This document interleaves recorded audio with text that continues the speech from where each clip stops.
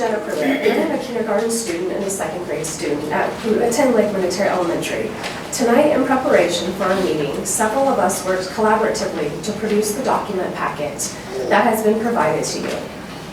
This packet contains a slideshow outlining our justification for keeping Lake Minatare open. Under board policy, we understand that we are not permitted to project our presentation on the screen, so this packet serves as our alternative. Each speaker will walk you through the slides, which are numbered on the bottom right corner. For reference, speakers have signed up and will present in order. For members of the public who would like to follow along digitally, a QR code is going around the room that you can scan, or I also have one. Before we begin, we would like to express our sincere appreciation to each of you for the time and commitment you dedicate to serving on the school board. Several of us have had conversations with board members, and we recognize that the responsibility you carry and the time you give do not go unnoticed. With that, let's get started. Katie will begin the presentation. Thank you. Good evening. I'm Katie Fleming and a mother of 4 children. Thank you again for your time being a school board member. I wanted to talk to you tonight about district health, financial health. This content is on slides 2, 3, and 4 in your packet. After getting the notice for the second year in a row that the administration is asking the school board to consider the future of Lake Minatare, I took a deep dive into the topic to understand better. I was able to do this through a review of the annual audits performed by the Dana F. Cole & Company. I have found several items I want to point out to you before you make any kind of permanent decision. Please turn to slide 2 in your packet. I would like you to follow along with me. There is a lot of information to be absorbed onto this chart. This chart, so what I would like to discuss with you are a few things. It would be the capital outlay, the bond payoff, and the cash position. Let's start with the capital outlay. If you look at the chart, it's on line 22. If you go to the far right side of line 22, you will see the green boxes in there. In those green boxes, you will notice over the last 4 years, the capital outlay has peaked when compared to the prior 3. This is largely due to the elementary school modernization of the in-town schools, along with the purchase and renovation of the new district office and preschool. This amount over the last 4 years is $19.4 million. Specifically, $2.5 million in 22, $4.1 in 23, $4.2 in 24, and $8.6 in 2025. Next, if you'll move down one more line into the orange boxes, line 23, I've highlighted 2 years. In those 2 years, the school district has paid off bonds early. And that amount combined is $4.8 million in early bond retirement, $1.8 in 22, and $2.9 in 2024. Large spending in these categories is proof that the district is not under financial stress with the soft cap limitations put in place by the state that would put you at risk for covering teacher salaries or covering other items that might increase beyond the 3% cap. I concede that these two items are responsible for the negative changes in the net cash position that has occurred over the last 4 years, as seen in line 27. And also with the reduction in the cash in line 28. The cash reserves over the last 4 years have only declined by $2.8 million. That is a very small amount when compared to the increase in those expenditures over the last 4 years. Looking forward, I would assume that the change in the net position for 25-26 on line 27 would have a similar negative results to the budget, as the budget shows $9.1 million in capital outlay and $5.3 million in bond retirement. It does appear that another bond is scheduled to pay off early, evidenced by $2.6 million more is being asked in the budget due to my calculated difference when compared to the payment obligations in the audit.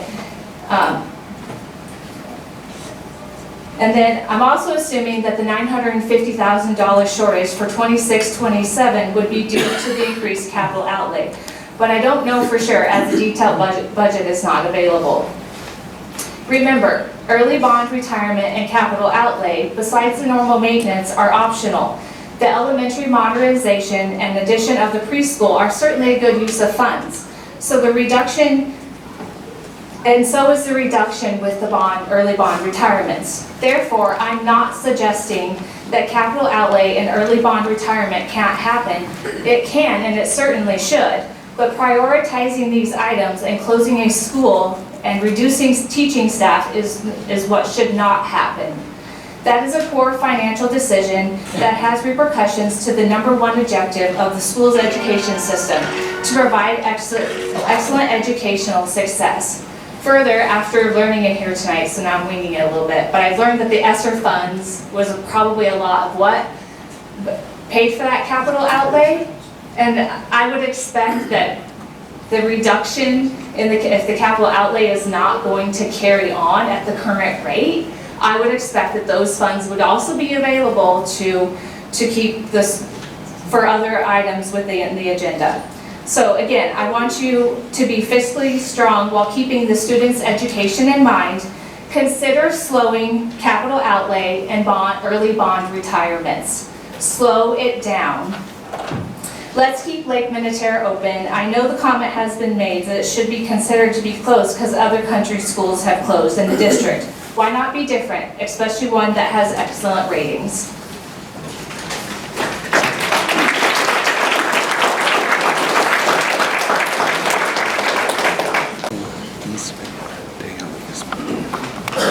Good evening, I'm Dale Eastman. I am the parent of a child at Lake Minatare.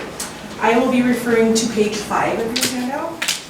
Nebraska law requires school districts to maintain adequate cash reserves to ensure financial stability and meet obligations. It does not require districts to accumulate excessive reserves or to close schools to protect savings.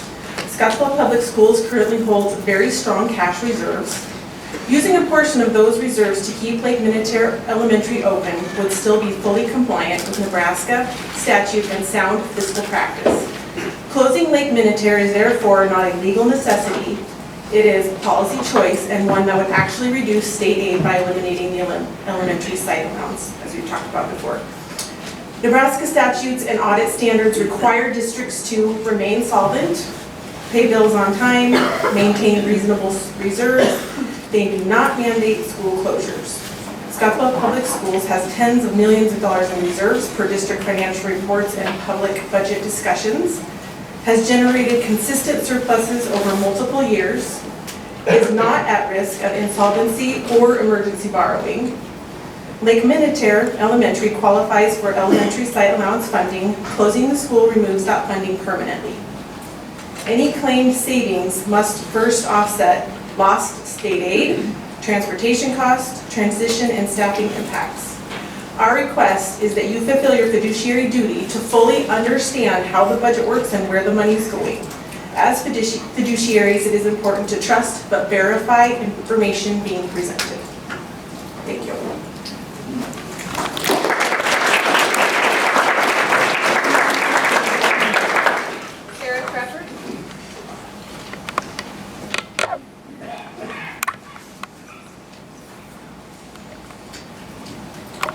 Hello, my name is Sarah Treffer and I have 3 students. I am also a alumni of Lake Minatare as well. I'm sure you all remember me. Anyway, and I'm also the parent club president. And I'm going to talk to you guys on slides 6, 7, and 8 today. I wanted to discuss the enrollment at Lake Minatare and the high quality of education it produces. As of 1/1/26, we have 69 enrolled students and 5 teachers. This makes the student to teacher ratio 13.8, and as you see in the chart, this is not an outlier. We currently have 18 students that are in district transfers and 10 option-in students. This is all in spite of the fact that you put Lake Minatare in the public as a failing expensive school that's going to close, so you better jump now. We've lost approximately 10 students from last year's numbers, which, hadn't helped with all the media attention that we got. Why not try to help make Lake Minatare the best it can be? Encourage families to enroll, educate the public about what it offers, utilize its strengths. We've talked a lot about our excellent scores, excellent. That's what the kids at Lake Minatare ranked on their A-Quest scores the past 3 out of 4 years. Lake Minatare School also ranks within the top 10% of 901 schools in Nebraska based off combined math and reading proficiency testing data. Are you overlooking this? Lastly, transportation is another concern for our students if the school closes. A group of us met with 3 school board members in December and asked them to review transportation costs and after-school plans for Lake Minatare kids if they were forced to a town elementary school. We would love more information as to what you came up with. You say in the presentation that 2 school bus routes would be eliminated if the school closed and you would still provide transportation to them. Whose house are they going to? Would you guys be comfortable dropping your kids off at somebody's house? I mean, that's wild. When or if a new school is built, you would still need transportation for that regardless of where it is. To wrap up my slides, 69 students matter. The rural community has a lot to offer if you give it a chance and stand behind it. Thank you.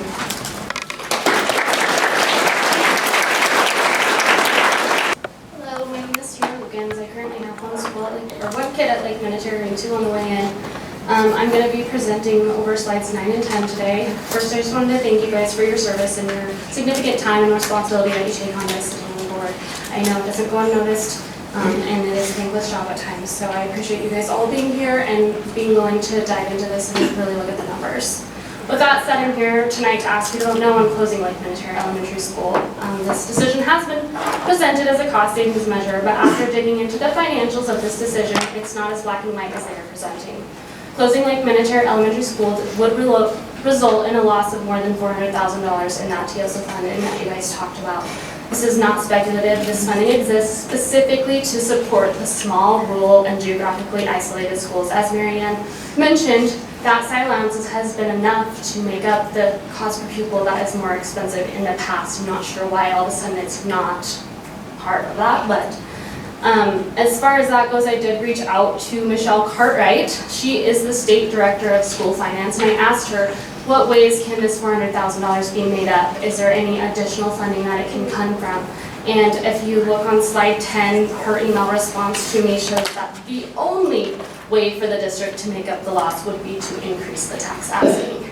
I understand that $20 on a $100,000 valuation maybe doesn't seem like a lot to you, but a lot of the community members in here are ag, and that is what our culture or our community is, and it is a lot to them. So that means that you are going to shift the burden from the state directly onto your local taxpayers. Again, this goes directly against the purpose of that 3% soft cap. The design of that law was to protect the taxpayers by limiting property tax growth and ensuring the state, not the local communities, bears the greater share of the education funding. By closing a school and eliminating the site funding allowance funding, the district would be reducing state support and forcing the local taxpayers to fill the gap. That is the opposite of what this law was intended to do, and I want to be very clear what it means for the community. If a school is being closed, the expectation from the taxpayers is not higher taxes. It's lower taxes. Asking the community to pay more while losing a neighborhood school is not reasonable, and it's not something the public should support. Throughout the process, the community members have asked repeated reasonable questions about the claimed savings from closing the school. The questions about transportation costs, staffing changes, and long-term projections and net financial impact. These questions have not been clearly or consistently answered, and that should give the board members a pause.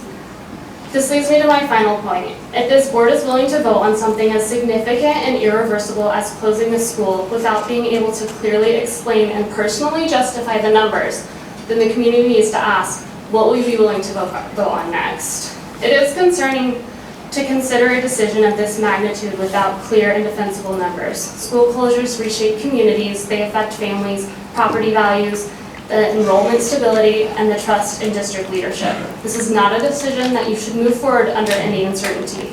Tonight you have the opportunity to slow down, protect the critical funding, avoid unnecessary tax increases, and demonstrate transparency and a fiscal responsibility. I urge you to vote no on closing this school, because closing the school contradicts the state funding policy. It undermines the intent of the 3% cap for the property taxpayers, and it advances an irreversible decision without the financial clarity and the accountability that the board owes the community. Thank you for your time and consideration.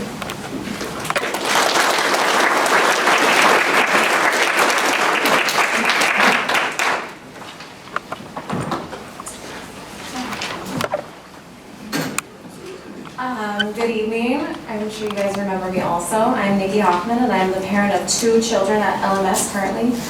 I'm here tonight to speak out about integrity, transparency, and accountability, found on slide 11 of your packet. The foundations of public trust in any governing body, and especially a school board, entrusted with our children and our tax dollars. Integrity means making decisions based on facts, not assumptions. Transparency means clearly explaining those facts to the public before decisions are made. Accountability means being able to defend those decisions with clear answers, data, and rationale. When any of those is missing, trust erodes. Over the past several weeks, this community has asked reasonable and responsible questions about funding, long-term impacts, and whether proposed actions truly align with state policy and the district's stated goals and mission statement. Many of those questions remain unanswered or only partially explained. In reference, a few of us met with 3 board members before Christmas break asking questions regarding the future and financial position / reasoning after the calling of this special meeting. It was eye-opening the lack of preparation for this meeting. None of you had information in hand. None of you took into account our asks or considerations. Not even a single note was jotted down. We appreciated your time truly, but it did feel like you met with us to just go through the motions. Your responsibility as board members is to be well educated with major decisions like this and do your own research. It is awfully concerning when Mary Ann is not in the room. Decisions made should not be based solely on one person's information or on opinions of others who have no relevance to the matter. After all, the 6 of you are the individuals who make this decision. That is not personal criticism. It is a governance concern. Public boards are not meant to operate on confidence alone. They're meant to operate on clear information that the public can understand and verify. When decisions involve closing schools, changing tax implications, or reallocating hundreds of thousands of dollars, the expectation of transparency must increase, not decrease. Accountability means the board does not simply vote, but demonstrates that it understands the financial and policy implications of its actions, that it has evaluated alternatives, that it can clearly explain both short-term savings and long-term consequences, and that welcomes public input before, not after decisions are made. When the community asks for clarity, the response should not be frustration or urgency to move forward. The response should be more information, not less. Integrity also means aligning decisions with the intent of state education policy. When state laws are designed to stabilize funding, protect communities, and limit unnecessary tax increases, boards have a responsibility to ensure their actions do not undermine those purposes without clear justification. Transparency is not a burden. Public engagement is not an obstacle. Questions are not attacks. They are signs of a community that cares. A board that leads with integrity does not fear scrutiny. It invites it. A board that values accountability understands that trust is earned through explanation, not expectation. And a board committed to transparency recognizes that the public is not an inconvenience, but a partner. Tonight, I ask the board to slow down where clarity is missing, to answer questions fully and publicly, and to recommit to decision-making that reflects the highest standards of integrity and accountability. Our schools belong to this community. The decisions made here should be as open, careful, and well-supported as the trust placed in you. Decide what legacy you want to leave, because this decision will be one you will be remembered for. Thank you.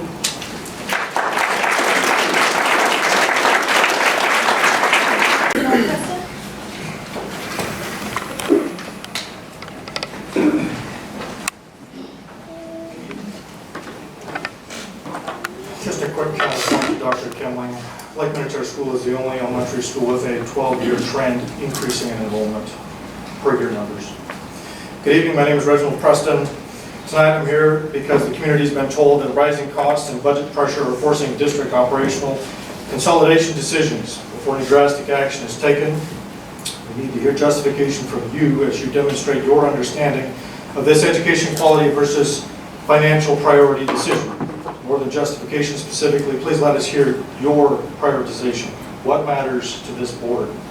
School budgets are wickedly complex. No doubt a significant part of each of your time spent as a role on this board is so that the other thousands of taxpayers don't have to be this deep in the expertise to support the efforts of this school. But don't let what is probably your personal largest line of effort as a board member become your highest priority. My first point. In response to the argument that cash surpluses must be protected, in just one example, the district's budget filing recorded a $15 million budgeted maximum cash reserve to be in compliance with state statute.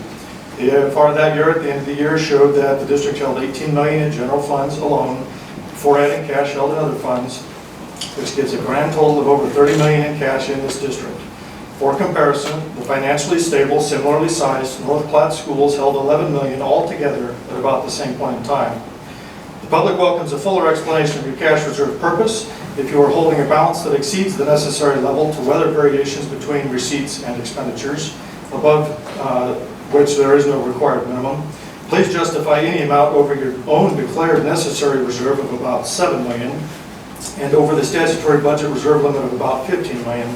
And then please discuss why you need that overage but can't simultaneously support school operations annually. Investment income from cash in this district of over $800,000 a year is troubling. We are not paying taxes to earn interest. Second point, in response to the district inability to balance its budget, we've heard the School District Property Tax Limitation Act used as justification for this closure.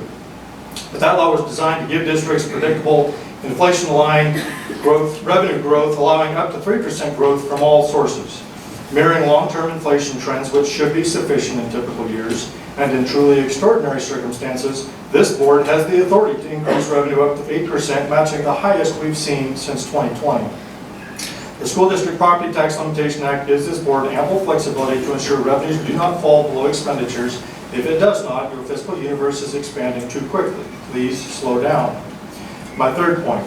In direct response to the superintendent's implied ability to run the district with 4 less teachers and their associated staff, if you study this and you find he can't do that without reducing education quality, let him.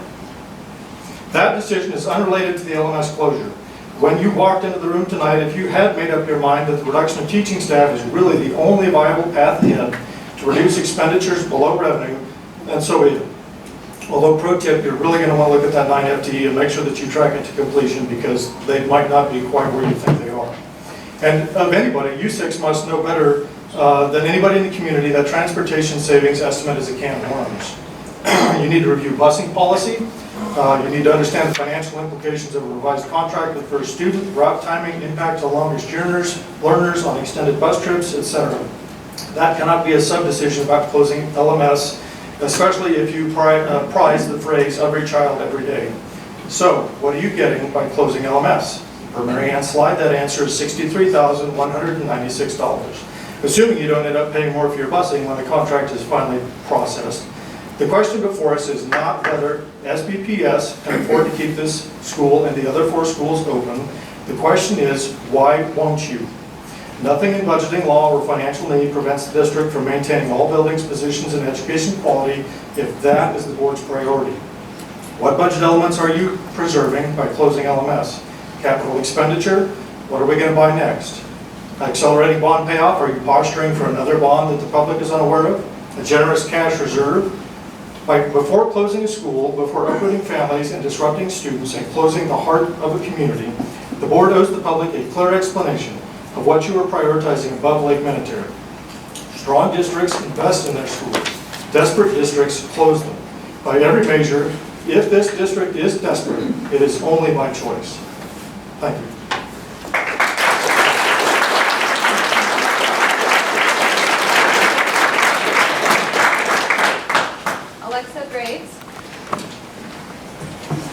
My name is Alexa Graves. I currently have one son in Lake Minatare, kindergartner, and a daughter who I would like to send there as well in the future.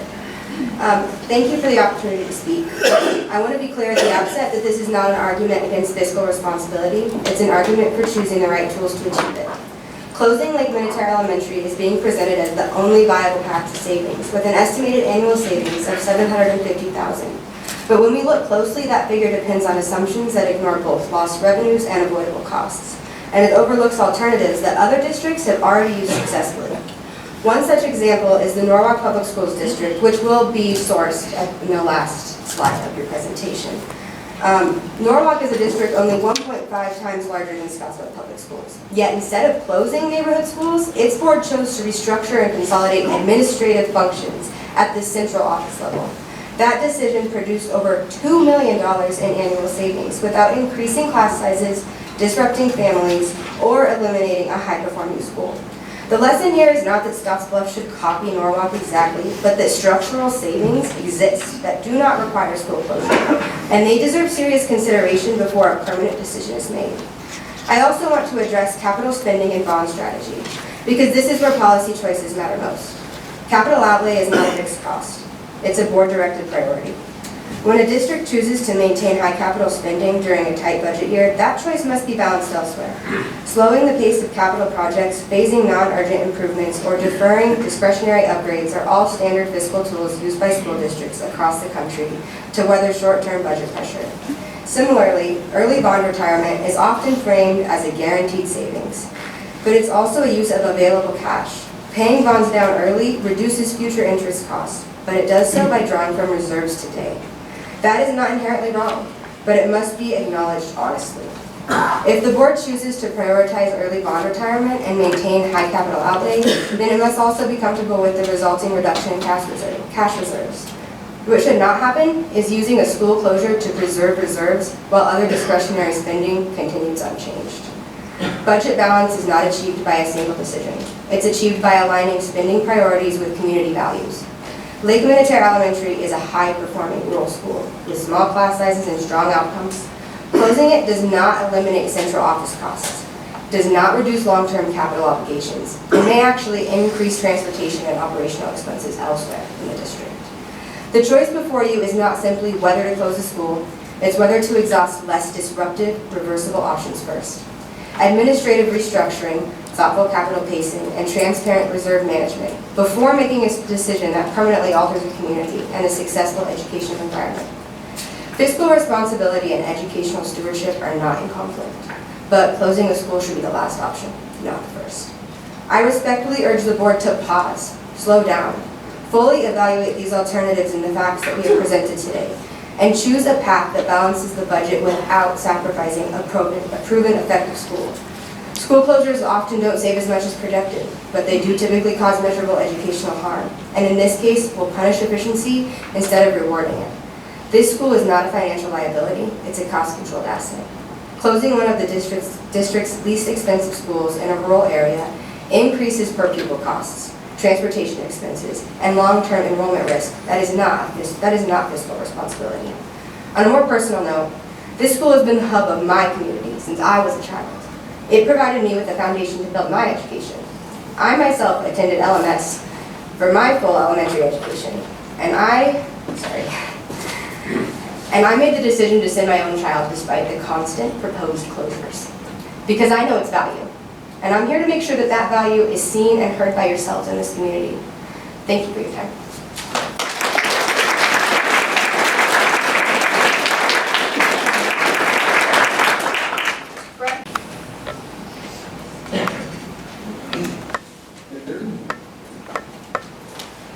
Good evening. My name is Brett Mosier, and I want to begin by acknowledging the commitment and effort each of you brings to our district. Serving on a school board requires countless hours of reading, listening, and making difficult decisions. As a parent and community member, I respect the weight you carry and the dedication you show to the students of this district. It is because I value your leadership that I hope you will consider my perspective with the seriousness and care that you bring to all of your responsibilities. The following points can be referenced on page 14 of the handout. I stand here as the parent of a current first grade student at Lake Minatare Elementary and of 3 younger children who hope to attend there in the coming years. This decision will shape the educational experiences of hundreds of children for years to come. Because of its magnitude and irreversibility, I urge you to reconsider the proposal to close the school. I understand the district believes it will save $750,000 by closing Lake Minatare, and that much of that savings is projected to come from absorbing Lake Minatare staff into the other schools. After hearing this, I had to take time to look closely at the numbers relating to staffing in our district. According to the Scottsbluff Public Schools 2024 and 2025 annual report, the district serves 3,445 students with 230 teachers, which equates to just below a 15-to-1 student-to-teacher ratio across the district. Lake Minatare currently serves 69 students with 5 teachers, which equates to just below a 14-to-1 ratio across the school. The difference between these is extraordinarily small and makes the argument of staffing realignment leading to major long-term savings carry far less weight. These students differ from the teacher ratios that was presented by the district staff to the board because their slide, as noted at the bottom of it, omits the special education and EL instructors. These teachers should not be omitted from the counts of the other elementary schools. These teachers contribute in many ways, from working alongside other classroom teachers to working with students in a smaller setting. The omission skews the student-to-teacher ratios in the other elementary schools to make it look like they are much larger than they actually are. This data picking is not fair to the students that this decision impacts, or to you, the board members, who rely on accurate and consistent information to make your decisions. While many in the community have raised valid questions about how the $750,000 figure was determined, my central concern is not the precision of the estimate, but the premise behind it. When we begin evaluating the worth of a school, primarily through the lens of financial savings, we risk setting a precedent that could undermine the values and commitments of a public educational system. Public schools do not exist to make a profit. They're not factories that eliminate production lines when margins tighten. They exist to foster growth, opportunity, connection, and equity. When we begin to always prioritize cost savings over educational experience, we fundamentally change what public education is meant to be. For instance, eliminating the high school tennis or golf teams would also save money. Those options are not on the table, not because they lack cost-saving potential, but because we understand the value they bring to students' lives and to our community. Lake Minatare should be viewed through that same lens. For these reasons, I urge the board not to view the closure of Lake Minatare Elementary as a simple, responsible financial decision. It is not. It is actually a profound shift in what we choose to value in this district. Lake Minatare provides a close-knit community that cannot be replicated by moving students farther from their homes. Families that live miles apart are deeply connected, and younger siblings grow alongside older neighbors they admire. Those relationships affect students' well-being and long-term success. This closure would cause children, as many have mentioned, as young as 5 to spend long stretches of each day on buses. Their tightly connected community will scatter. We can't assume that we won't lose students. Many families will reasonably consider optioning into neighboring districts purely because of the logistics of transportation and after-school care. The resulting enrollment loss will obviously lower the projected savings. More importantly, the social and emotional cost to our children cannot be measured financially. We are at a crossroads. One path focuses on short-term financial projections. The other reflects the broader mission and longer-term values of public education. Closing Lake Minatare is irreversible. Before taking that step, I ask the board to reflect on what we want our district to stand for, and to consider whether the estimated savings truly justify the loss of the nurturing learning community. For the children who grow and thrive there today, and for those who hope to in the years ahead, I respectfully ask you to keep Lake Minatare open. Thank you for your thoughtful consideration and for your service to our community.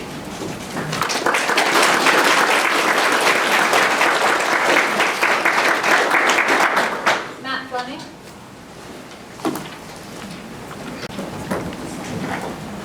Hello, my name is Matt Fleming. I am a parent of multiple children in the school district and a business owner within the community. I will be referencing slides 15, 16, 17, and 18. I would like to thank the board and the administration and all the concerned citizens who took time out of their busy schedules to be here to discuss the future and direction of our beloved school district. This goes into all of us. Tonight I would like to discuss budgeting. A budget is a guess and a plan melded together. We forecast and we adapt the things that we can control to meet our responsibilities and hopefully our goals. A good budget also sets aside some money for things that we can't control. A budget is a living, changing, and evolving decision-making tool. It is not a hard and fast set of rules. With a budget, you also need a direction and a set of goals to accomplish. Those goals are set forth in the strategic plan 23 through 28, as outlined by our administration. Again, this is a living, changing, and evolving decision-making tool. It is not a black and white manual. Both a budget and a strategic plan are constructed by the administration in an effort to best utilize assets to accomplish the goal of educational excellence for every student, every day.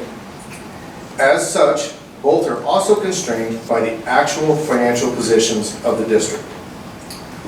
When you have a strategic priority, such as strategic priority number 1, to recruit and retain quality staff, but then say the budget needs to eliminate 9 full-time positions to remain solvent, they are not in alignment. Additionally, in strategic priority 3.1, you state to begin to plan construction of a new facility. Yet the budget does not have room for this $950,000 to keep an existing school open. At the same time, you are claiming that reduced student enrollment is another reason it is necessary to close LMS. Again, this does not make sense. It completely goes against priority 3.4.b, which states, are to make fiscally sound decisions to ensure the district's strong financial position while supporting our maintenance and expansion. Why are we focused on expansion if we can't afford to keep a school open? Why are we focused on expansion and construction of a new facility if the basis for closing Lake Minatare is decreased birth rates and enrollment trends? I do appreciate that we are following through on strategic priority 3.1.a, line 5, which states to engage community feedback and involvement. We have community feedback and involvement. When comparing the budget and strategic plan to the actual financial position of the district, I see a clear path to accomplishing both. If it only takes 2 cents to cover the $400,000 site allowance, then we could keep the site allowance and use 2 cents to cover the other $400,000 in estimated lost revenues. Since the elementary modernization, strategic priority 3.1, is nearing the completion, and the completion of the early childhood learning facility, priority 3.3, and the completion of the new administration building, priority 3.2, a sizable reduction in capital outlay dollars are available. With the reduction of bond obligation, a sizable reduction in debt service and interest payments will become available. This injection of money saved will more than cover any shortfalls in the budget associated with keeping LMS open, while staying fiscally sound and working towards completing additional portions of the strategic plan, which is a wonderful goal to keep in mind. In conclusion, we, the concerned citizens, have demonstrated that the facts of the financial position of the district is not in crisis, nor even close. Keeping LMS open and running will not have a negative long-term impact to the financial positions of the district. By closing LMS, the district will experience increased teacher-to-student ratios, decreased ability to recruit quality staff and out-of-district students, and increase the tax asking to the community by losing the rural site allowance. By keeping LMS open and running, we will retain quality staff, students, and a sense of community and parent involvement that is painfully lacking in today's education systems. As the board, please ask yourself, if closing this beloved school will truly help the district achieve the mission statement, every child, every day, or will it just alleviate a temporary line item on a fabricated budget? Thank you. Postscript. I encourage everyone to examine the sources found on the last page of the handout. Please do your own research. I don't ask that you think like me. but please, please, think.